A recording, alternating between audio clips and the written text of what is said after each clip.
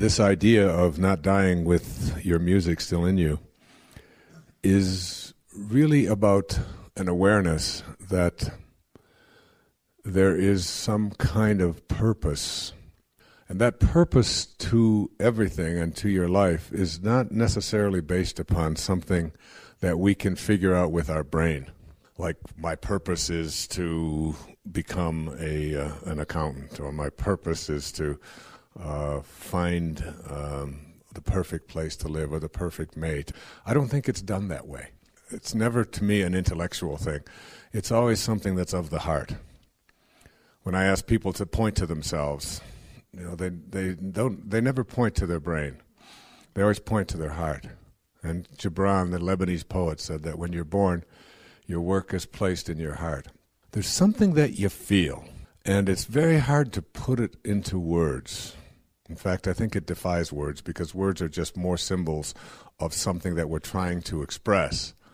And it's the feeling that we have in here that I'm here, that I have a heroic mission of some kind, that there's something more to my life than just simply going through the motions and being a commuter and collecting a certain amount of stuff. So to me, not dying with your music still in you is what Maslow called the top of the pyramid.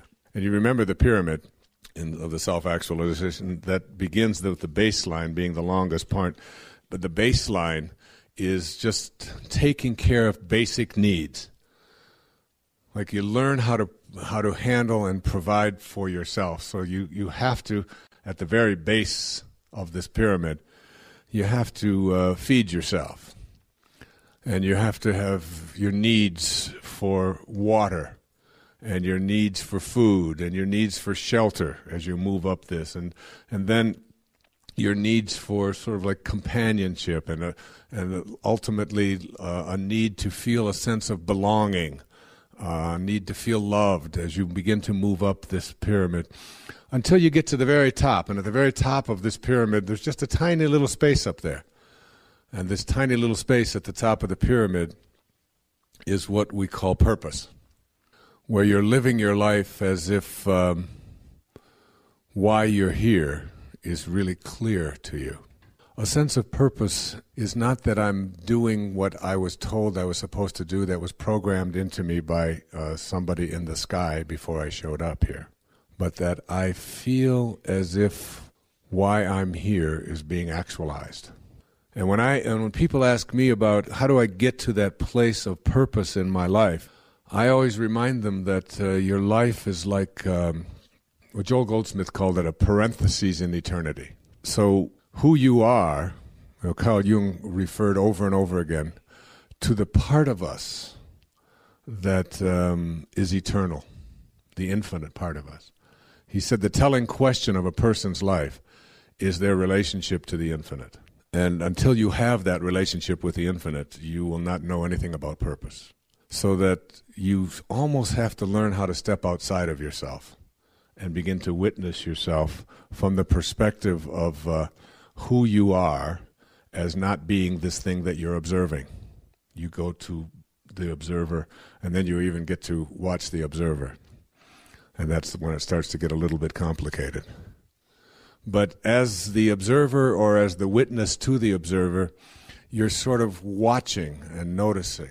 But the sense of purpose comes from being that witness rather than what you are witnessing. And when you get to that place in your life, you begin to realize that who you are in this physical world, this name that you've been given and this body that you are occupying, is nothing more than a parenthesis in something called eternity.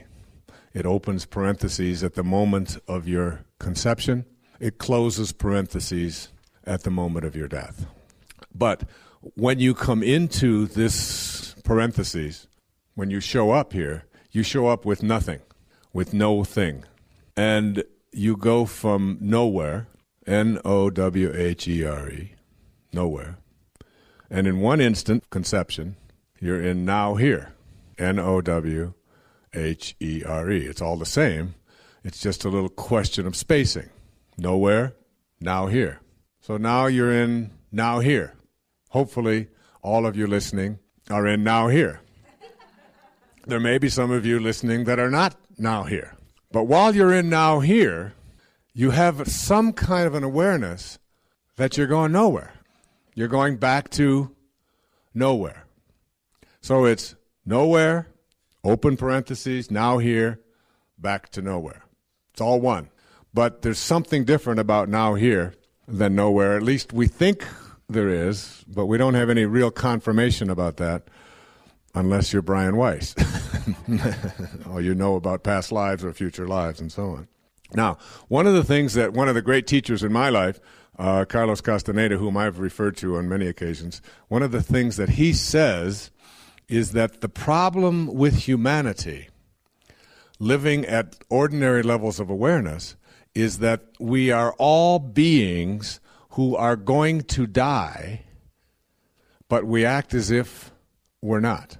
So that we don't really ever come in contact with our immortality or our infinity at all, because we are acting as if this body is all that there is and it's going to live forever. When in fact there's an awareness in there that we're all going nowhere.